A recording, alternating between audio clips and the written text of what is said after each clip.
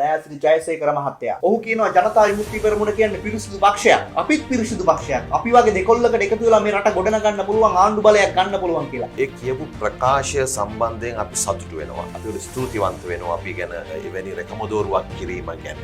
ඒ පක්ෂවලත් දූෂණයට හවුල් නොවිච්ච දේශපාලනයේ යෙදিলা රටට යම් වැඩක් කරන්න කියලා හිතාගෙන දේශපාලනය කරනවා ඉන්නවා. නැතුව නෙමෙයි. ඒක බිම් මට්ටමේ සිට ජාතික තලයේ දක්වා දිවෙනවා. ඒ අය පිළිබඳව අපි සාකච්ඡා කරන්න සූදානම්. රට හදන්න පුළුවන් අය එකතු කරගත්ත ගණන් ගොඩනගන්න සිද්ධ වෙයි. හැබැයි ඔබේ පක්ෂය තුනට කැඩෙනවා. මේ වෙද්දී පෙරටුගාමී සමාජවාදී පක්ෂයත් විමල් වීරවංශ මහත්තයාත් පැත්තකින් අපි දන්නවා දේශපාලනයේ සදාතනික මිතුරොත් නැහැ හතුරොත් නැහැ. ඔබලා මේ කණ්ඩායම් දෙක ඔබේ බලවේගයට ඉදිරියට එකතු කරගන්නේ අදහසක් තියෙනවද මොන වගේ තත්ත්වයක් දේශපාලනික ජාතික ජන බලවේගය කියලා කියන්නේ එවැනි ආකාරයේ කණ්ඩායම් වලට ඕනනම් ඇවිල්ලා සාකච්ඡා කරන්න ජනතා විමුක්ති පෙරමුණ නෙවෙයි ජාතික ජන බලවේගය කියන කතෝරට. දැන් මේ වෙද්දී ආණ්ඩුව ඇතුලේ ඉඳගෙන LNG සැපයුමට විරුද්ධව අධිකරණයට ගිහින් තියෙන විමල් වීරවංශ ගම්මන්පිල මහත්තයා වගේම තමයි වසුදේව මහත්තයා මේ තුන් දෙනා. ඔබ මේ තුන් දෙනා දේශපාලන ක්‍රියාකාරීත්වයේ මේ මොහොතේ කොහොමද දකින්නේ නේද දේශ මහත්තයෝ? යහපාලන ආණ්ඩුවේ හිටපු ඇමතිවරු හම්බන්තොට වරාය විකුණනකොට විරුද්ධ දුන්නේ නාමිකව බොරුවට විරුද්ධ දුන්නේ. එහෙම තත්ත්වයක් යටතේ විමල් උදය නැත්නම් වාසුදේව වගේ අය නාමිකව හරි කෙරවල පිට විරුද්ධ වෙන්නේ කොහොඳයි. ආණ්ඩුවේ ඉන්න කලකිරිච්ච මන්ත්‍රීවරු අපි දන්නේ ඇමතිවරු දකින්නවා. මේ පුච්චල බලත් ඒ කතා කරන මේ ප්‍රශ්න සම්බන්ධයෙන් කතා කරනවා. ඔහුගේ කලකිරීම ප්‍රකාශයටපත් කරනවා. ඉතින් මොකක් හරි කරන්න ඕන කියලා කියනවා. ඔව් කියන මේ ආණ්ඩුව යන මාර්ගේ වැරදි කියලා ආණ්ඩුවේ ඇතුලේ මන්ත්‍රීවරු කියනවා. බොහෝ දෙනෙක් කියනවා. බොහෝ දෙනෙක් කියනවා. එකක් පාර්ලිමේන්තුවේ ඉන්න අය, සමහර පළාත් සභාවල හිටපු අය, සමහර විට කලින් දේශපාලන ක්‍රියාකාරී නිරත වෙච්ච අය. ඉතින් අපිට දිනපතා එහෙම පණිවිඩ ගොඩක් හම්බ වෙනවා. ඒවා රහස්, තාම රහස්. මම හිතා අපි ඒකට කලබල වෙන්න ඕනේ.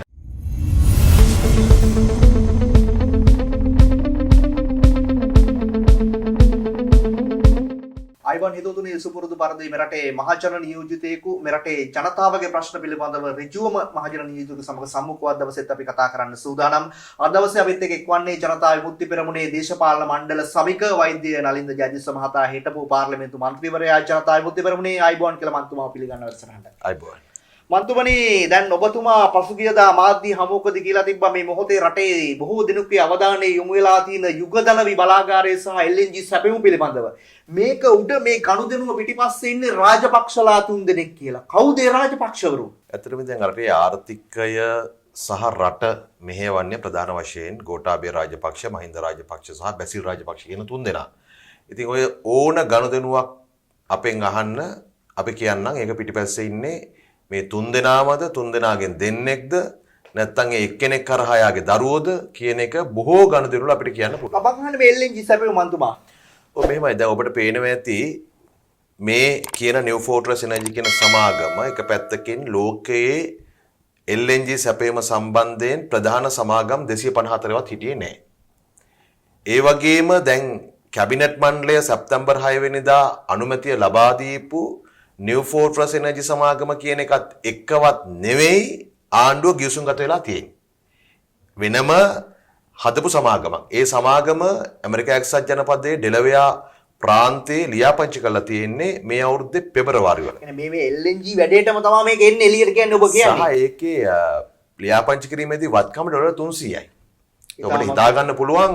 එතකොට මේ අරමුණ වෙනුවෙන්ම ඩෙලවෙයා වල මේ සමාගම ලියාපදිංචි කරලා තියෙනවා.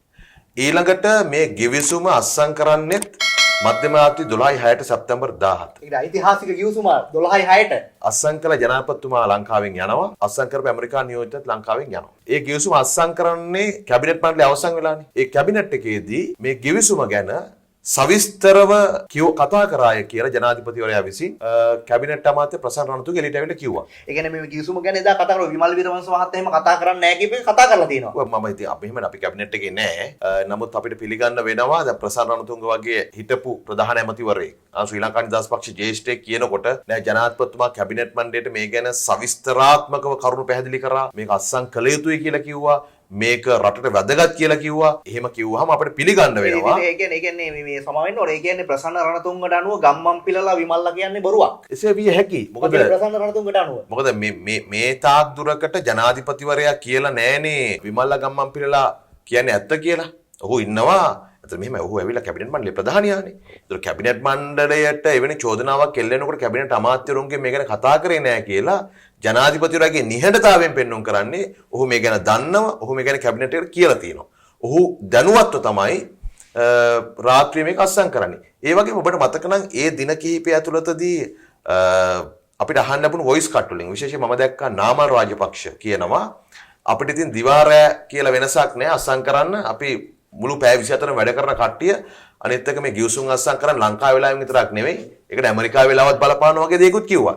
එතකොට දැන් උදේ ගම්මන්පිලට විමල් වීරවංශයට වඩා ගෝඨාභය රාජපක්ෂ මහින්ද රාජපක්ෂ බැසිල් රාජපක්ෂ ළඟම කෙනෙක් වන නාමල් රාජපක්ෂ ඇමතිවරයා කියනකොට ඕ මේක අස්සම් කරන්නේ මෙන්න මේ හේතු නිසා කියලා අපිට ඒක පිළිගන්න සිද්ධ වෙනවා. හොඳයි. ඉතින් මම කියන්නේ හැදුවේ වෙන මොකුත් නෙවෙයි. ඒ ගිවිසුමේ තියෙන භයානකම වගන්තියකුත් තියෙනවා. ඒ තමයි මේ අවුරුදු දෙකක් යනකම් කිසිදු පාර්ශවයකින් ලිඛිතව හෝ වාචිකව හෝ මේ ගිවිසුමේ තියෙන කිසිදු කරුණක් එළිදරව් නොකරන්නත් මේ අය එකඟතාවය පළ කරනවා. ඒ නිසා මේක නිකන් මේ රටට හිතකර ගිවිසුමක් නෙවෙයි. අනිවාර්යයෙන්ම මේක පිටිපැස්සේ අර පැරණි දූෂිත දේශපාලනයේ එලෙසම තියෙනවා කියන එක තමයි. කවුද ඔය රාජපක්ෂවරු තුන්දෙනා නම් ගම් ඇතුව කියන්නකෝ නලින් මහත්තයෝ. මම මේකයි කිව්වේ මුලින්ම. ඉතින් කියන්නේ නැහැ නේ ඔබතුමා නම් රාජපක්ෂවරු තුන්දෙනෙක් ඉන්නවා කියනවා. මෙහෙමනේ. දැන් මේ ගනුදෙනුව පිටිපස්සේ ඉන්නේ බැසිල් රාජපක්ෂ. ඒ මොකද ඩලස් සලහප්පෙරුම විදුලි බල ඇමතිවරයා හැටියට ඔය ෆ්ලෝටිං ස්ටෝරේජ් එක හදන්න කැබිනට් පත්‍රිකාවක් ඉදිරිපත් කරලා තිබුණා විදුලි බල මණ්ඩලයේ හැටියට. ගම්මන්පිල බලශක්ති ඇමතිවරයා හැටියට පයිප්ලයින් එක හදන්න ටෙන්ඩර් කැඳවීමක් කරලා තිබුණා. මේ ටෙන්ඩර් කැඳවීම ඉස්සරහට යනකොට ටෙන්ඩර් ඔෆිස් එකක් ඕපන් කරලා කාර්ය මණ්ඩලයක් දාලා ජාත්‍යන්තර ටෙන්ඩරයක් ඇඳවලා ඒකට ඉල්ලුම් කරන ඉදිරිපත් වෙලා තියෙනකොට මෙන්න හදිසියේ බැසිල් රාජපක්ෂ මුදල් අමාත්‍යවරයා හැටියට ගේනවා කැබිනට් පත්‍රිකාවක් අර අමාත්‍යාංශ දෙකම දන්නේවත් නැහැ. ඇමතිවරු දන්නේ නැහැ. අපිට ආරංචි හැටියට ඒ ඇමතිවරු දෙන්න ඉල්ලලා හිටලා තියෙනවා අඩුතරමේ ඉදිරිපත් කරපු කැබිනට් පත්‍රිකාවට තමන්ගේ නිර්දේශ ඉදිරිපත් කරන්න පැය 48ක් දෙන්න කියලා. ඔබලත් එක්ක ඇමතිවරු කතා කරාද මේ ගැන? කොහෙන් හරි ඉතින් තොරතුරු එනවනේ. නෑ මම අහන්නේ ඩලස්ව ගම්මන්පිල මේ ගැන ඇත්තටම කතා කරාද අපිට මෙහෙම ප්‍රශ්නයක් වුණා කියන ඔබත් එක්ක හිතවත් අපි දන්නවා ඩලස් සලහප්පෙරුම වන මන්ත්‍රීවරු. මාත් එක්ක කතා කරේ නැහැ කියලා මට කියන්න පුළුවන්. මොකද පාර්ලිමේන්තුවේ නැති නිසා. පක්ෂයත් එක්ක නමුත් ඇත්තට මෙහෙමයි යම් හෘද සාක්ෂියක් තියෙන අයට මෙවැනි දෙයක් වෙනකොට ඒක නොතකා ඉන්න බෑ. ඒ නිසා ඕන් කොහෙන් හරි මේක එළියට දෙනවා කැබිනට් පත්‍රිකාවත් එළියට දෙනවා. ඒ දුන්න නිසා තමයි අපිව පාර්ලිමේන්තුවේදී කිව්වේ සහ විශ්වාසයෙන් අපි කතා කරන්නේ ඒ තොරතුරු අපි ළඟ තියෙන නිසා. කියන ඔබලට ඇමතිවරු කතා කරනවා. පක්ෂයට මම කියන ඔබට දේශපාලනේ එහෙම තමයි. දේශපාලනේ අපි එහෙම අදහසුව මාරු කරගන්නවා. ඒ තොරතුරු අපිට කියනවා. ඒගොල්ලෝ කතා කරලා අපිට කියනවා. එහෙම දේවල් තියෙනවා. ඒ කියන්නේ ඔහුගේ හෘද සාක්ෂියත් එක්ක ඩලස් සලහප්පෙරුම එන්න ඔබත් එක්ක මේ කතා කරන්නේ මේවා. ඔය ඉතින් මම හිතනවා මේ සිදුවීමේදී සමස්ත දේශපාලන නෙමෙයි ඔවුන්ගේ මේ සිදුවීමේදී ඔවුන් අඩුතරමේ ජාත්‍යන්තර ටෙන්ඩරයක් කැඳවලා මේක රටට අහිතකර නොවන ආකාරයට ඉදිරියට ගෙන යන්නට උත්සාහ කරමින් හිටියා. එහෙම එනකොට තමයි ඔවුන් දෙදෙනාවත් නොදැන බැසිල් රාජපක්ෂ මේක ගේන්නේ. හරිද? ඊළඟට එතකොට බැසිල් රාජපක්ෂ මේක ගේනකොට ගෝඨාභය රාජපක්ෂ මහින්ද රාජපක්ෂ කියන දෙදෙනා කැබිනට් මණ්ඩලයේදී ඒ වෙනුවෙන් පෙනී දිනවනේ. ඒක සාධාරණීකරණය කරනවානේ. ඒතකොට ඒගොල්ලෝ කවුරුත් විරුද්ධ වෙන්නේ නැහැ නේ. ඒකනේ මම කියන්නේ ප්‍රසන්නතුංග කියපු එක හරි බරපතලයි. ඔහු කියනවානේ ගෝඨාභය රාජපක්ෂ ජනාධිපතිවරයා මේ ගිවිසුම පිළිබඳව කරුණු පැහැදිලි කරා කියලා. ඒ නිසා මේ තුන් දෙනා තමයි මේ කියන්නේ. කාටවත් මේකෙන් ගැලවෙන්න බෑ. දැන් ඔබ කිව්වනේ මේකේ බැසිල් රාජපක්ෂ ඉන්නවා කියලා. අනිත් රාජපක්ෂවරු දෙන්න කවුද? මහින්ද සහ ගෝඨාභය. මහින්ද රාජපක්ෂ ගෝඨාභය බැසිල් රාජපක්ෂ තමයි LNG වංචාව පිටිපස්සේ ඉන්නේ. දූෂිත වංචාව. මේක දූෂිත කියන්නේ එක පැත්තකින් මේ ගනුදෙනුව හරහා අපේ රටේ බලශක්ති ඒකාධිකාරයක් ඇමරිකානු සමාගමකට යන එක. නාමික හෝ ඇමරිකානු සමාගමකට. දැන් ඔය යුගධනවි බලාගාරය අපේ රාජ්‍ය බැංකු වලින් ණය අරගෙන හදපු ව්‍යාපෘතියක්. දැන් ව්‍යාපෘති කරලා ඉවරයිනේ. දැන් මේකේ ආයෝජන කියලා මොකුත් නැහැ. අපි හදලා ඉවරයි. ණය ගෙවලා ඉවරයි. දැන් තියෙන්නේ මේක ඔපරේට් වල ලාභ ලබන තත්වයක. එහෙම තිබෙදී තමයි 40 කොටස් මේක දෙන්නේ මේ New Fortress Energy ශ්‍රී ලංකා හෝල්ඩින් කියන සමාගමට. ඒතර දැන් මේකේ ඔබ ගිවිසුම බැලුවොත් එහෙම මේක මේ ආයෝජන අරවම මොකුත් කතාවක් නැහැ. ගිවිසුමේ මුල් පිටුවේම තියෙන්නේ කවුද? buy and seller. seller ශ්‍රී ලංකා රජය buy තමයි මේ කියපු සමාගම. දැන් ඔය ආණ්ඩුව විසින් මේ හංගලා ගහපු ගිවිසුම ඔබේ පක්ෂේ නායකයා අනුර කුමාර දිසානායක මහත්තයා පාර්ලිමේන්තුවට දානවානේ. ඇත්තට මේ හරි එකද දැම්මේ මේ? අපි හිතනවා හරි එක කියලා. මොකද ඒකේ තියෙන අස්සන් ඒකේ true copy එක අරවා මේ ඔක්කොම තියෙනවා. ඉතින් ආණ්ඩුව කියන්නේ මේක හරි එක නොවේයි නම් නෝන්ට වගකීමක් තියෙනවා හරි එක ඉදිරිපත් කරන්න. ඒ හංගගෙන ඉන්නේ. මේක හරි එක නොවේයි නම් හැබැයි අපි හරි එක ඉදිරිපත් කරේ නැත්නම් ආණ්ඩුවට පුළුවන් අපිට විරුද්ධව ක්‍රියාමාර්ග ගන්න. හැබැයි ආණ්ඩුව නිහඬයි මේකදී ඔබ කියන්නේ තාම. නිහඬයි කියලා කියන්නේ ඉතින් මුත් කරන්න බෑනේ මොකද දන්නවද? ඒගොල්ලෝ හිතන් ඉන්නවා ඒගොල්ලන්ගේ තියෙන 3-2 බලය ජනාධිපතිගේ බලය පවුලේ බලයත් එක්ක සියල්ල යට ගහගෙන ඉන්න පුළුවන් කියලා. හැබැයි මේ රටේ හෘද සාක්ෂියක් තියෙන මිනිස්සු සමහර දේශපාලන චරිත, සමහර රාජ්‍ය නිලධාරීන් මේ රටට වෙන විනාශය දැකලා ඒවක් මේව එළියට දානවා. අපිට කලින් කතා කරලා කියනවා. ඔබලට මේක දුන්නේ දේශපාලන ආණ්ඩුවේ ඉන්න කැබිනට් ඇමතිවරයෙක්ද මේක දුන්නේ? දැන් මං හිතන්නේ මෙහෙමයි. රට සම්බන්ධයෙන් හොඳ දෙයක් වෙනවා නම් අපි දුන්නේ කවුද කොහොමද ආවේ කියන එක එළිදරව් කරන එක හොඳ නෑ කියලා මම හිතන්නේ. හොඳයි. ඒත් එකම නලින්ද ජයතිස්ස මහත්තයෝ මේ වෙද්දී අපි දකිනවා සමාජ මාධ්‍ය තුල මෙන්ම ඇතැම් මාධ්‍ය තුල බොහෝ ඔබේ පක්ෂය පිළිබඳව මිනිස්සු කතා කරනවා. ඔබලාට බලය ලබා ගත යුතුයි කියලා කතා කරනවා. ඔබ තමයි මීළඟ සුදුස්සා විකල්පය කියලා කතා කරනවා. ඔබ මොකද්ද මේ මොහොතේ ජනතාවගේ පැත්තෙන් කියන්නේ? ඇත්තටම දැන් රට ඇවිල්ලා තියෙන්නේ එවැනි විකල්පයකට යා යුතුම වෙලාවක. තව දුරටත් රට පාලනය කරපු පක්ෂ දෙකේ වෙන ස්වරූපවලට නැත්තම් ඒවැය ඉන්න මෙතෙක් බලයට ගෙනාපු නැති නායකයන්ට රට බාර දීලා කිසි තීරුමක් නැහැ කියන තැන ජනතාව අවබෝධ කරගන්නමින් ඉන්නවා. ඒත් සාමාන්‍යයෙන් ඔබ දන්නවා ආණ්ඩුවක් අප්‍රසාදයටපත් වෙනකොට විය හැකි දේ තමයි විපක්ෂයේ ඉන්න ඔලුගෙඩි ගානෙන් ප්‍රධාන කණ්ඩායම දිහාවට ජනතාව හැරෙන එක. අපේ රටේ එහෙම සිද්ධ වුණේ. සිරිමා බණ්ඩාරනායක මැතිණියට 77 එපා වෙනකොට ජය ජයවර්ධන දිහාට හැරෙනවා. ඇයි මේ වෙලාවේ ගෝඨාභය රාජපක්ෂ ජනාධිපතිවරයාගේ ආණ්ඩුව එපා වෙනකොට මිනිස්සු සජිත් ප්‍රේමදාස මහත්මයා දිහාට හැරෙන්නේ නැති වෙන්නේ? ඒකට හේතුව තමයි ඇති වෙලා තියෙන ප්‍රශ්නය බරපතලයි සහ ඒක සුවිශේෂී. දැන් මේ වෙලාවේ රටේ මතුවලා තියෙන ප්‍රජාතන්ත්‍රවාදය සම්බන්ධ ප්‍රශ්නයක් පමණක් නම් මම හිතනවා ජනතාව ප්‍රජාතන්ත්‍රවාදයේ වෙනුවෙන් බලවේග සියල්ල එකතු කරගෙන යන්න පුළුවන් කණ්ඩායමකට එකතු වෙවි. මේ වෙලාවේ තිබෙන ප්‍රධාන ප්‍රශ්නය අන්තවාදය, ජාතික ආරක්ෂාව නම් ඒකට වැඩ කරන්න පුළුවන් කියලා හිතන කණ්ඩායමකට එකතු වෙවි. හැබැයි රටේ ප්‍රධාන ප්‍රශ්නය ඒක නෙවෙයි. මෙච්චර කාලයක් මේ කණ්ඩායම් දෙකම යට කරගෙන හිටපු ප්‍රශ්නය තමයි ආර්ථික ප්‍රශ්නය. ඔවුන් හැම ජනාධිපතිවරණයකම 90න් පස්සේ ආපු ආර්ථික ප්‍රශ්නය පැත්තක දාලා වෙන වෙන ප්‍රශ්න වලට ගත්තා. 97 චන්ද්‍රිකා එන්න ප්‍රජාතන්ත්‍රවාදී කියන්නේ. පාන් 3.50 දෙනවා කියලා කිව්වා තමයි. ඒක හැබැයි ඒ වෙනුවෙන් මිස් ඡන්ද දුන්නේ නැහැ. මේ පක්ෂ දෙකම ඒගොල්ලන්ට කැමති ග්‍රවුන්ඩ් එකක පිච් එකක ඒගොල්ලෝ කැමති බවුන්ඩරිස් හදාගෙන සෙල්ලම් කරා මෙච්චර කාලයක්. හැබැයි අද ඇත්ත ප්‍රශ්නේ සම්මුඛ වෙලා තියෙනවා. ෆේස් ටු ෆේස් ඇවිල්ලා තියෙන ආර්ථික ප්‍රශ්නේ. ඩොලර් නේ, ණය අර්බුදය, භාණ්ඩ හිඟය, බඩු මිල, රැකියා නේ, ජීවත් වෙන අමාරුයි. ඒතර මේ ප්‍රශ්නේ ආවට පස්සේ ජනතාව තේරුම් ගන්නවා පවතින ආණ්ඩුවට බෑ වගේම කලින් හිටපු ආණ්ඩුවට නැත්තම් විපක්ෂයෙන් ඔලුගෙඩි ගානෙන් වැඩි පක්ෂයටත් ආර්ථිකයේද උත්තර නැහැ. අන්නේ නිසා තමයි ජනතාව අපි දිහාට හැරලා තියෙන්නේ. මොකද දැන් ආර්ථිකය වෙනස් කිරීමේදී ප්‍රධාන කරුණු දෙකක් ගන්න ඕනේ. එකක් අපිට දැන් ආර්ථිකය සැලසුම් සහගත ගොඩ ගන්න ඕන. ඒ කියන්නේ නිෂ්පාදන ආර්ථිකය. දෙවැනි එක තමයි ඒ ආර්ථිකය ඉදිරියට යන්නට අවශ්‍ය කරනවා දේශපාලනයේ යම් සුද්ධ පවිත්‍ර කිරීමක්. හරි. ඒක කරන්න පුළුවන් වෙන්නේ ජාතික ජනබලවේගයට පමණයි කියන එක දැන් ජනතාව ක්‍රමානුකූලව විශ්වාස කරමින් ඉන්නවා. හොඳයි. මන්තුමා දැන් අපි දැක්ක පසුගිය දවසක ශ්‍රී ලංකා නිදහස් පක්ෂයේ මහලේකම්වරයා දයාසිරි ජයසේකර මහත්තයා. ඔහු කියනවා ජනතා විමුක්ති පෙරමුණ කියන්නේ පිරිසිදු පක්ෂයක්. අපිත් පිරිසිදු පක්ෂයක්. අපි වගේ දෙකොල්ලකට එකතු වෙලා මේ රට ගොඩන ගන්න පුළුවන් ආණ්ඩු බලයක් ගන්න පුළුවන් කියලා. මේ දෑත් දිගු කිරීම ඔබ කොහොමද ජනතා විමුක්ති පෙරමුණ බාර ගන්න බලන්නේ? ශ්‍රී ලංකා නිදහස් පක්ෂය වැනි අපේ රටේ පැරණි පක්ෂයක් ආණ්ඩු කරපු පක්ෂයක වර්තමාන ප්‍රධාන ලේකම්වරයා දයාසිරි ජයසේකර රාජ්‍ය අමාත්‍යවරයා ඒ කියපු ප්‍රකාශය සම්බන්ධයෙන් අපි සතුටු වෙනවා. අපි උඩ ස්තුතිවන්ත වෙනවා අපි ගැන එවැනි රැකමදෝරුවක් කිරීම ගැන.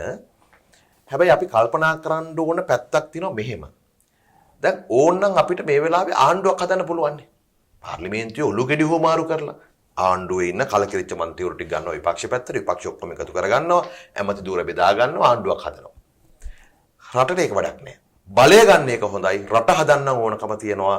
බිම්මට්ටමේ සිට ගොඩනගෙන ජනතා බලයක්. මොකද බලය ගන්න විදිහත් වැදගත් ඉස්සරහට යන්න රට හදන්න. නැත්තම් අර දැන් මේ ආණ්ඩුවට වෙලා තියෙන ඒගොල්ලෝ බලය ගන්න විදිහ දන්නවා. ඒකනේ ඔය එක එක සෙල්ලම් දාලා බලය ගත්තනේ. බලය ගත්තට ඒ බලය ගන්න විදිහ විසින්ම රට හදන්න ක්‍රමයක් නැති බවත් පෙන්වන්න කරනවා. අපිට ඕනකම තියෙන්නේ බලය ගන්න ආකාරයම රට හැදීම දක්වා ඉස්සරට අරගෙන යන්න. ඒකදී අපි විශ්වාස කරන්නේ මේ රට කරපු දේශපාලන පක්ෂවල එකතුවක් නෙමෙයි.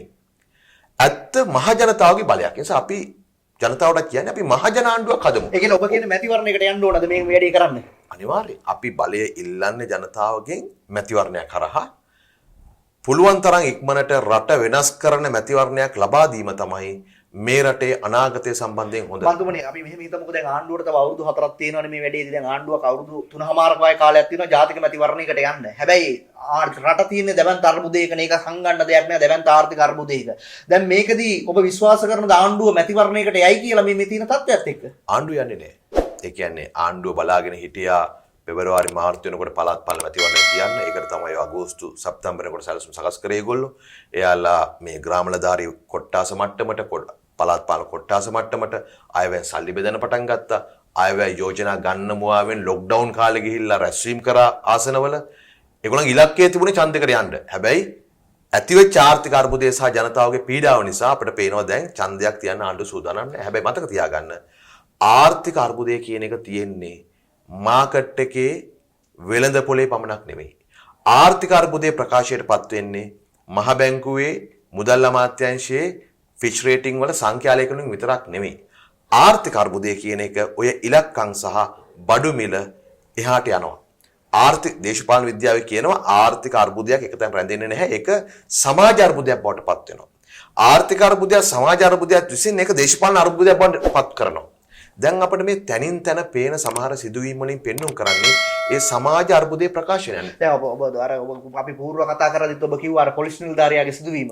ඔව් මේ වන විට අපි ඊට පහලින් ගත්තොත් ප්‍රාජි ලේකම් කාර්යාලවල වැඩ කරන සමහර කාන්තා කටයුතු බාර අය අපිට කතා කරලා කියනවා දැන් පවුල් ආරවුල් වැඩි වෙලා. ඒ කියන්නේ ගෙදර ආර්ථික ප්‍රශ්න උග්‍ර වෙන්න ඒක පවුල් ආරවුල් හැටියට ළමයින්ට කරන හිංසා හැටියට ළමා අපචාර හැටියට නැත්නම් කාන්තාවට කරන අඩත්තේටම් හැටියට පුපුරා යනවා. ඒ වගේම තමයි සමාජයකත් පුංචි සිදුවීම්. සමහර විට ඔය දැන් තිරුකෝවිල ප්‍රශ්නයත් මම හිතනවා මේ අම්මගේ ප්‍රකාශය අනුව ගත්තොත් ඔහු දැවැන්ත පීඩනයක ඉඳලා තියෙන්නේ. හරිද? එක පැත්තකින් Tamanට මේ සමාජයට මුහුණ දී ගන්න බැරි ආර්ථික සමාජ ප්‍රශ්නයේ ගොදුරක් බවට උපත් වෙලා තියෙනවා. පොඩි ඇක්සිඩන්ට් එකක් සමහර විට ලොකු ඛේදවාචකයෙන් කෙලවර වෙන්න පුළුවන්. ඒ කියන්නේ මම කියන්නේ මේක පුපුරව යනවා. හරිද? මිනිසුන්ගේ ආවේගය ප්‍රකාශයට පත් කරගන්නට ආණ්ඩුව ඡන්දයක් ලබා නොදුන්නොත් Tamanගේ තියෙන දේශපාලන වාසිය වෙනුවෙන් මේක හිර කරගෙන හිටියොත් එහෙම මේක හිර කරලා යට කරලා තියාගන්න පුළුවන් සීමාවක් එනවා. ඊට පස්සේ ඒක සමාජ අර්බුදයක් විදිහට දැන් ප්‍රකාශයට පත් වෙනවා. හොඳයි. ඒත් එක්කම දැන් අපි අර දයාසිරි ජයසේකර මහත්තයාගේ ප්‍රකාශය. ඇත්තටම දැන් මේ මොහොතේ ඔබලට මැතිවරණයකට ගියොත් ඔබලා එහෙම ශ්‍රී ලංකා නිදහස් පක්ෂ වෙනි පක්ෂයක එකතු වෙලා තරම් කරන්න සූදානම්ද ජනතා විමුක්ති පෙරමුණ? නෑ. තාම අපි උත්සාහ කරමින් ඉන්නවා. මේ මොහොතේදී අපිට තියෙන අභියෝගය ජාතික ජන බලවේගය. ඔබ දන්නවා පහුගිය 20 වෙනිදා අපි ජාතික ජන බලවේගයේ නායකත්ව මණ්ඩලයේ ප්‍රකාශයට පත් කරා අපි විධායක සභාව හැටියට. අපි මෙන්න මේ කියන අර්බුදය ජය ගන්න කඩිනම් ප්‍රවේශයක් කියන වැඩපිළිවෙල ඉදිරිපත් කරා. මේ වැඩපිළිවෙල ජනගත කරමින් ජාතික ජන බලවේගයේ බිම්මට්ටමේ ශක්තිමත් කිරීම තමයි මේ වෙලාවේ අපි ඉදිරියේ තියෙන අභියෝගය. මොකද අපි ශක්තිමත් වෙන්නේ නැතුව මොන දේශපාලන ක්‍රියාමාර්ග වලට ගියත් වැඩක් නැහැ. ඒ වගේම අපි තීරුම් ගන්නත් ඕන මේ රටේ ආණ්ඩු කරපු පක්ෂ පිළිබඳව ජනතාවට බලවත් කලකිරීමක් බලවත් විරෝධයක් තියෙනවා. මම කියන්නේ නැහැ මේ පක්ෂවලත් දූෂණයට හවුල් නොවිච්ච නේද? දේශපාලනයේ යෙදිලා රටට යම් වැඩක් කරන්න කියලා හිතාගෙන දේශපාලනය කරන අය ඉන්නවා. නැතුව නෙමෙයි. ඒක බිම් මට්ටමේ සිට ජාතික තලයේ දක්වා දිවෙනවා. ඉතින් ඒ අය පිළිබඳව අපි සාකච්ඡා කරන්න සූදානම්. මම හිතනවා ඊට කලින් අපි ජාතික ජන බලවේගය ශක්තිමත් කරගන්න ඕනේ. ඒක තමයි අංක 1. එහෙම නැත්නම් වෙන වැඩේ තමයි අනුන්ගේ න්‍යාය පත්‍රයක අපි කොටස් බවට පත් වෙනවා. දැන් ඔබ කියන්නේ මුලින්ම ඔබේ බලවේගයේ ජාතික ජන බලවේගය ශක්තිමත් කරනවා මේ මොහොතේ. හැබැයි තීරණාත්මක මොහොතකදී ශ්‍රී ලංකා නිදහස් පක්ෂය වැනි පක්ෂත් මේකට එකතු කරගන්න සූදානම්. මට ඒක දැන් කියන්න බෑ. ශ්‍රී ලංකා නිදහස් පක්ෂයට වගකීමක් තියෙනවා. උන් දැන් ජයසේකර අමතිවරයම කියන හැටියට ඒ පක්ෂයට පො හොරු දූෂිතයන් ඔක්කොම එළවලුම් පිරිසුදු වෙලා තියෙන්නේ. ඒතර උන්ටත් අභියෝගයක් තියෙනවා මේ ජවිපෙන් පිට ඉන්න ජාතික ජන බලවේගයෙන් පිට ඉන්න ශ්‍රී ලංකා නිදහස් පක්ෂය ඉස්සෙල්ලා ශක්තිමත් කරගන්න එක. හරිද?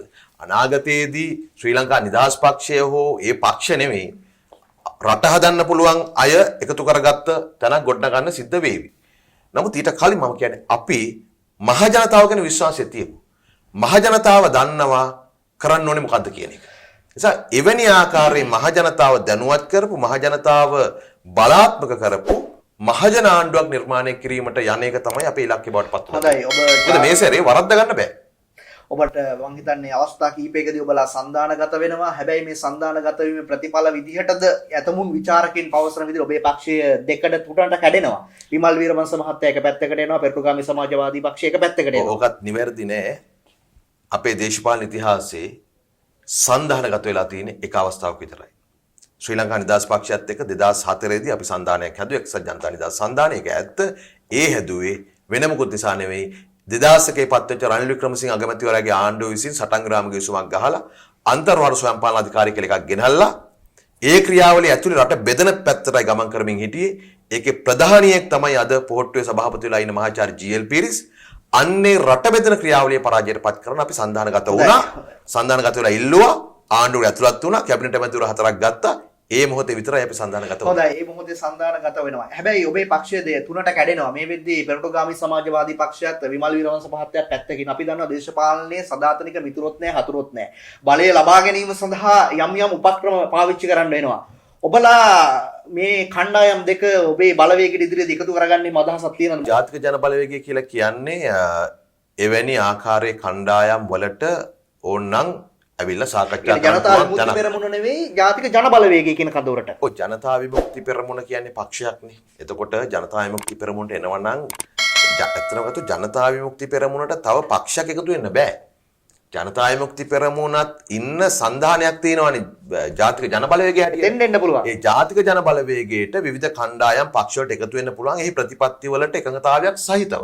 ඒ ගැන සාකච්ඡා කරන්න අපි. ඒ කියන්නේ කුමාර ගුණරත්න මහත්තයාට ඊට පස්සේ ශ්‍රී ලංකා නිදහස් පක්ෂයට විමල් වීරවංශ මහත්තයාට ඒ වගේම ගම්මන්පිල මහත්තයාට මේ හැමෝටම මෙතෙන් එන්න පුළුවන් ඔබ කියන්නේ ජාතික ජන බලවේගයට. ඔද මෙහිමයි අපි පොදුවේ කිව්වට පස්සේ ජාතික ජන බලවේගය හදලා තියෙන්නේම විවිධ පක්ෂ කණ්ඩායම් එකතු කරගෙන යන පුළුල් ව්‍යාපාරයක් ගොඩනගන්න.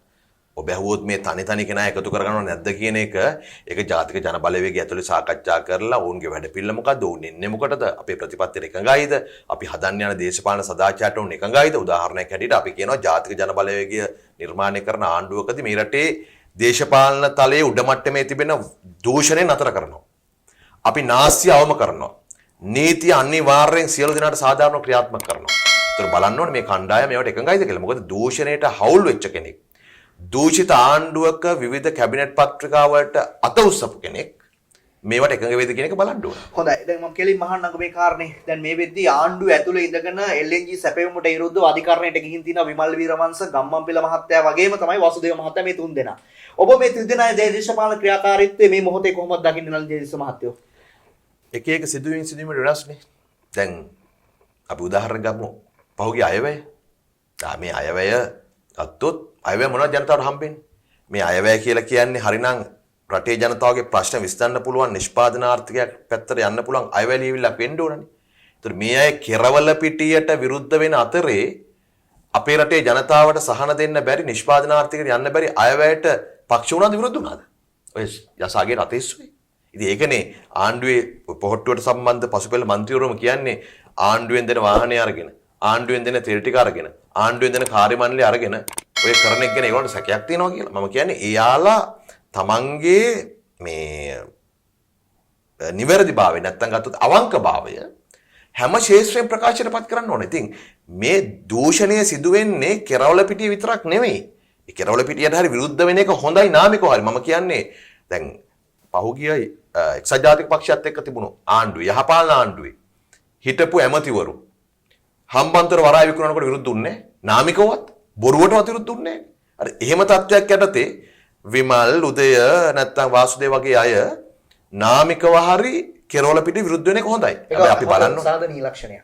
සාධනීය ලක්ෂණයක්. හැබැයි ඕකෙදී කල්පනාවට ගන්න ඕනේ අධිකරණයට යන්නේකේදී කැබිනට් එක ඇතුලේ ඉඳගෙනම කැබිනට් එකේ පාර්ශ්වකරණ වෙලා ඉඳෙමින් සාමූහික වගකීමට බැඳී සිටීමෙන් අධිකරණයට ගියාට පස්සේ ඒකෙන් හොඳම ප්‍රතිඵල ගන්න පුළුවන්ද කියන එක සම්බන්ධයෙන් යම් අවිනිශ්චිතකමක් තියෙනවා. මොකද ඔය වෙනම තත්වයක් ඇවිල්ලා 2004 දී අපි සංධාන ආණ්ඩුවෙන් ඉවත් වෙන බල කරේ සුනාමි සහන මණ්ඩලයේ පරාජයට පත් කරන්න නම් අපි කැබිනට් එකෙන් ඉවත් වෙලා ගිහිල්ලා උසාවියට ඉදිරිපත් විය යුතු තිබුණා. හැබැයි උතන සාමූහික වගකීම කඩකිරීම යටතේ උන්ගේ අමාත්‍ය දුර අහිමිීමේ ලක්ෂණයක් තියෙනවා නේද උතන?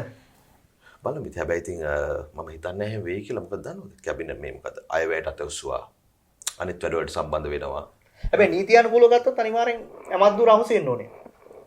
සමහරට මෙහෙම තියෙනවා. ඒ කියන්නේ ඇමති ධූර වලින් ඉවත් වෙලා මේ නඩුවේ පාර්ශ්වකරුවෙක් වෙන්න යුතුද කියන සංවාදයක් තියෙනවා. ඉතින් අපි ඒක බලමු. කොහොමද එයාට දේශපාලනයේ තමන්ගේ අර අවංකභාවය තමන්ගේ මොකක් හරි මේ විකිණීමට විරුද්ධයි නම් හැම දෙයකම කියන්නේ මෙහෙමයි දැන් අදානිට බටහිර පර්යන්තයේ ඉදි කරගන්න දෙන්න පක්ෂ වෙන්නලා නැත්තම් මන්නාරමේ අපිට ජියෝග්‍රැෆිකලි ඉතාම වැදගත් තැනක බලාගාරයක් හදාගන්න අදානිට ඉන්දියාවට දෙන්න කැමති වෙලා තෙල් ටැංකි සංකීර්ණයේ ඉන්දියාවට බදු දෙන්න අවුරුදු 50කට 60කට කැමති වෙලා කිරවල පිටියේ විතරක් බලාගෙන ඉඳලා තේරුමක් නැහැ. මම කියන්නේ මේ දැන් මේ සමස්ත පැකේජ් එකක් තියෙන්නේ. අර එතකොට අපි මේ ගන්න ඕන රට විකිණීමේ සමස්ත ක්‍රියාවට එරෙහිව සහ රටේ මේ අපේ අදවටලා තියෙන මේ ආර්ථික ක්‍රමයට විරුද්ධ වීමක් තමයි දැන් ඕන කරන්නේ. හොඳයි අපි වර්තමාන ප්‍රශ්නෙට නැවතත් එමු නලින්ද ජයතිස්ස මහත්තයෝ. දැන් රටේ ඔබ කියන විදිහට මැතිවරණයක් අවශ්‍යයි. හැබැයි ආණ්ඩුව මැතිවරණයකට යන්නේ නැහැ. මේ පේන විදිහට ආණ්ඩුව එවැනි තත්ත්වයක නැහැ. හැබැයි රටේ ජනතාව පීඩණයෙන් ඉන්නේ. ඒක පේනවා හැමතැනම සමාජය ඔබ කියන විදිහට පේනවා. රටේ ජනතාව දැවැන්ත ජීවන බරක ඉන්නේ. ඔබලා මේ මොහොතේ ආණ්ඩුව මැතිවරණයකට යන්නේ නැත්නම් රටේ ජනතාවගේ පැත්තෙන් ජනතාවට දෙන විසඳුම ඔප්ෂන් එක මොකක්ද මේ මොහොතේ? මෙහෙමයි දැන් අවුරුදු 73ක් කියන්නේ පොඩි කාලයක් නෙවෙයිනේ. ජනතාවත් මේව දරාගෙන කොහොම හරි කරලා බැන බැන හරි ඡන්දෙත් දීලා තියෙනවනේ. ආණ්ඩුව හදලා තියෙනවනේ. මේ ආණ්ඩුව කියන්නේ සුළුපටු ආණ්ඩුවක් නෙවෙයිනේ. 3න් 2ක බලයක් තියෙන ආණ්ඩුවක්. මහා බලයක් සහිතව ජනාධිපතිවරයෙක් බලයට පත් කරපු රටක් මේක. ඉතින් දැන් අපිට තියෙන්නේ කඩිනමින් මේ මැතිවරණයක් ගන්න පාට බහින එකම නෙමෙයි. ඇත්තට අපි රට ගොඩනගන්න පුළුවන් විදිහේ විසඳුමක් පිළිබඳ ජනතාවත් එක්ක සාකච්ඡා කරන්න ඕන. ඒකට අවුරුදු 1.5 2ක් ගත්තත් පාඩුවක් නෑ. මොකද ඊළඟ අවුරුදු 5ේදී අපි රට හදන්න බලාපොරොත්තුවක් ගොඩනගන එක මේ විශ්වාසයෙන් වැඩ කරන එක වැදගත්. හැබැයි අවුරුදු 1.5ක් යද්දී රට කොතන තියෙද මේ යන විදිහට? එතනදී අපි කියනවා මෙහෙම. දැන් අපිට තියෙනවා කරුණු දෙකක්. එකක් අපි මේ රටේ රට අතහැරලා යන. මේ රට වෙනුවෙන් වැඩ කරන්න පුළුවන් තරුණ කණ්ඩායම් වලට වෘත්තිකයන්ට කියනවා බලාපොරොත්තු අතහරින්න එපා. හදන්න තියෙන රට මේක. අපි ඔක්කොම උත්සාහ කරලා දේශපාලන වෙනසක් කරන්න මැදිහත් වෙමු කියන එක. රට අත්හැරලා යන එක ඔබට පුද්ගලික හොඳ උනාට ඔබ දාලා යන ඔබේ ඥාතීන්ට දෙමව්පියන්ට ඉන්න වෙන්නේ මේ රටේ. දෙවෙනි එක තමයි මෙන්න මේ විකිණීමේ ක්‍රියාවලිය අඩපණ කරගන්න. නැත්නම් ඒක නතර කරගන්න අපි කරන්න පුළුවන් උපරිම මැදිහත් වීම කරන්න ඕනේ. තෙල්, වරාය, විදුලිය වැනි ආයතනවල වෘත්තීය සමිති ඒකාබද්ධව මේ ආණ්ඩුව කරගෙන යන විකිණීමට එරෙහිව දෙවන් තරගලයක් කරන්න ඕන. ජනතාව ඒකට එකතු කරන එක අපි මැදිහත් වෙලා කරනවා ජනතාවත් එක්ක ඒකාබද්ධ වෙන්න ඕන. එහෙම කරලා විකිණීම අපි පුළුවන් තරම් අඩපණ කරගන්න. මොකද මේ යන හැටියට ගත්තොත් එහෙම තව අවුරුද්ද 1.5 2 පනින්න මෙයාලා රට හිර කරනවා පඹ ගාලක රට ගොඩ ගන්න බැරි තරම්. මේක ඉතින් ආණ්ඩුවට තේරෙන්නේ නැද්ද නලින් ජයතිස්ස මහත්තයෝ? දැන් තේරෙනවා. දැන් දේශපාලනේ ඇවිල්ලා තියෙන්නේ මෙතනටනේ. ප්‍රතිපත්ති වැඩපිළිවෙල විසින් ජනතාවගේ විශ්වාස දිනා ගන්න එකට වඩා ඒගොල්ලෝ හිතනවා මේ දූෂිත දේශපාලනය ඇතුලේ තමන් විසින් උපයා ගන්නා කොමිස් වලින් සොච්චමක් වියදම් කළ ඡන්දේ කාලේ ජනතාව අතර මොකක් හරි පත් කරලා සිල් රෙද්දක් කරකු බෝතලයක් බඩු මල්ලක් රුපියල් 5000ක් දරුවන්ට පොත් ටිකක් මෙහෙම දීලා ඡන්දේ කොල්ල කන්න පුළුවන් කියලා. ඔන්න ඕක තමයි දැන් දේශපාලනේ ඇවිල්ලා තියෙන තැන. ඒතකොට ඔය කොමිස් ගහන එකයි අල්ලස් දීලා ඡන්ද ගන්න එකයි ඒ වගේම සමහර වෙලාවට මතය වෙනස් කරන්න පුළුවන් විදිහේ ජනතාව බෙදන්න පුළුවන් විදිහට විවිධ නාලිකා පත්තර ආරම්භ කරලා ජනමතය කොල්ල කන එකයි ඔය සියල්ල ගැට ගැහිලා තියෙන්නේ. ඒ නිසා අපි තීරුම් ගන්න ඕනකම තියෙනවා අර දූෂිත දේශපාලනයෙන් උපයා ගන්න මුදල් තමයි මේවට යෙදවෙන්නේ කියලා. ඔබලත් එක්ක දැන් ආණ්ඩුවේ ඉන්න කලකිරිච්ච මන්ත්‍රීවරු අපි දන්නේ ඇමතිවරු දකිනවා. මේ පුච්චල ඔබලත් එක්ක කතා කරන මේ ප්‍රශ්න සම්බන්ධයෙන්. ඔව් ඔවුන් කතා කරනවා. ඔවුන්ගේ කලකිරීම ප්‍රකාශයටපත් කරනවා. ඉතින් මොකක් හරි කරන්න ඕන කියලා කියනවා. ඒ කියන්නේ ඔබලගේ ඔව් කියලා මේ ආණ්ඩුව යන මාර්ගය වැරදි කියලා ආණ්ඩුවේ ඇතුලේ මන්ත්‍රීවරු ඇමතිවරු කියනවා. ඕ බොහෝ දෙනෙක් කියනවා. බොහෝ දෙනෙක් කියනවා. එකක් පාර්ලිමේන්තුව තුල ඉන්න අය. සමහර පළාත් සභාවල හිටපු අය. සමහර මීට කලින් දේශපාලන ක්‍රියාකාරී නිරත වෙච්ච අය. ඉතින් අපිට දිනපතා එහෙම පණිවිඩ ගොඩක් හම්බ වෙනවා. අපි තාම රහස්. මම හිතනවා අපි ඒකට කලබල වෙන්න ඕනේ නැහැ. මම කියන්නේ පළවෙනි දේ තමයි අපි ජනතාවත් එක්ක එකතු වෙලා ජාතික ජනබලවේගයේ යාන්ත්‍රණය බිම්මට්ටමේ ශක්තිමත් කරගන්න එක. හරිද? ඒ කියන්නේ රට ගොඩනැගීමට වැඩපිළිවෙල සම්මත කරගත්තාට පස්සේදී ඒ වැඩපිළිවෙල වටේ පිරිස එකතු කරගමු. පිරිස එකතු කරගෙන ඡන්ද දිනන වැඩපිළිවෙලක් හදන එක නෙවෙයි අපේ වැඩේ. දැන් මේ රටේ ආර්ථිකමය වශයෙන් මම නැවතත් ඔබෙන් අහන්නේ මිනිස්සු ඉන්නේ ප්‍රශ්නයක. අපි මොන දේ කතා කරත් ප්‍රශ්නයකින් මේ විදිහේ මිනිස්සු මේ රටේ ජනතාවගේ පැත්තේ මේ විදිහේ මොන වගේ තැනකටද යන්න ඕනේ ජනතාව ගන්න ඕනේ මං තීරණය මොකද්ද මේ මොහොතේ? ඔය ජනතාවට අපි කියන්නේ හොඳට වෙන දේවල් බලන්න. ඔබට දැනෙන දේක් තියෙනවනේ. හැබැයි දැනෙන දේ නිකම්ම දැන් ආණ්ඩුව හදනවා මෙහෙම. කොවිඩ් තමයි ප්‍රශ්නේ. එහෙමනේ ආණ්ඩුවක් කරන්නේ. දැන් හිටානිද්දට ලොකු ගම් වතුරක් ආවොත් එහෙම ගම් වතුර තමයි ප්‍රශ්නේ. ඒගොල්ලෝ හැමතිස්සෙම ප්‍රශ්නය ලඝු කරන්න හදනවා. එයාලට පහසුවෙන් උත්තර දෙන්න පුළුවන් තැනකට. මේ ආණ්ඩුවට වාසියක් තිබුණ එක පැත්තකින් යුද්ධය. යුද්ධ තියෙනකම් මොකද්ද කිව්වේ? ඔය හැම ආණ්ඩුවක්ම අපිට පෙන්නනවා කාලතොකු ගහන හැටි නේද? හමුදා මෙහෙයුම් කරන හැටි, රොකට් ලොන්චර් ගහන හැටි පෙන්නනවා. බලන්න යුද්ධෙට මෙච්චර අපි පුච්චනවා වියදම් කරනවා මෙච්චර කියලා. යුද්ධය අවසන් වෙලා අවුරුදු 12ක් ගත වෙලා තියෙනවා. හැබැයි රටේ එහෙම ආර්ථික සංවර්ධනයක් වෙලා නැහැ. අපිට කිව්වා ඒ කාලේදී උතුරු නැගෙනහිර මුහුද අපිට අයිති නැහැ, භූමිය අපිට අයිති නැහැ, මහා සම්පත් තියෙනවා. යුද්ධය අවසන් වෙච්ච හැටි අපි ඒ වරගෙන සංවර්ධනය කරනවා කියලා. දැන් මොකද වෙලා තියෙන්නේ? නැගෙනහිර වෙරළේ ඉඩම් ටික අරගෙන තියෙනවා දේශපාලඥයෝ හෝටල් හදන්න කියලා. සමහර හෝටල් හදලා තියෙනවා. ඒකෙන් රටට වාසියක් වෙලා නැහැ. ඒ නිසා මේගොල්ලන්ට මේ තැන් වලට මේක කොවිඩ් වලට නේද වසංගතයකට නැත්නම් ගම් වතුරට වෙන එකකට ලඝු කරන්න දෙන්න නරකයි. මේක තේරුම් ගන්න. අපේ රටේ බහුතරයක් ඉන්න ජනතාව මම කියන්නේ උදාහරණයක් ගත්තොත් සිංහල බෞද්ධ ජනතාව හිතන්න බෞද්ධ ජනතාව.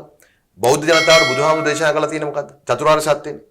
එතකොට චතුරාර්ය සත්‍ය නිකන් එහෙම මෙහෙන් අරගෙන නෙවෙයිනේ. පිළිවෙලකට දේශනා කළා තියෙනවා දුක දුකට හේතුව දුක නැති කිරීම දුක නැති කිරීමේ මාර්ගය. හරිද?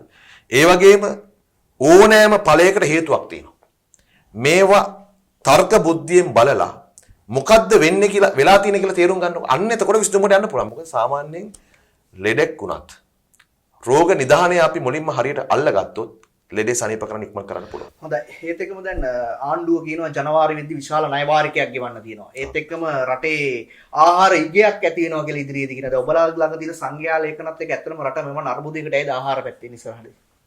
ඒක නම් ඉතින් දැන් මෙහෙමනේ මහින්දානන්ද අලුත්ගමගේ කෘෂිකර්ම ඇමතිවරයා හැටියට ඊයේ පෙරේද වෙනකම් මේ මම රට ගිහිල්ලා ඉන්න දැන් ලංකාවෙත් නැතිලුනේ. පාරම් බබා හිටියා රයිට් හෙක්ටයාර් ලක්ෂ 8න් ලක්ෂ 7යි ගණන් වගා කරා කියලා. කිසි ප්‍රශ්නයක් නැහැ කැම දෙන්න පුළුවන් කියලා. හැබැයි යමාත්‍යංශයට හිටපු මේ අන්තිම ලේකම්වරයා මහාචාර්ය උදිත් ජයසිංහ කියනවා නෑ ඔය කියන එක බොරුවක් අනිවාර්යෙන් සාගතයට යන්න සිද්ධ වෙයි කියලා. අපිටත් පේනවා ඒක. මොකද ඇමතිවරු මොනවා කිව්වත් බිමට බහැලා බලනකොට වගා කරපු කුඹුරු ප්‍රමාණය ගැන.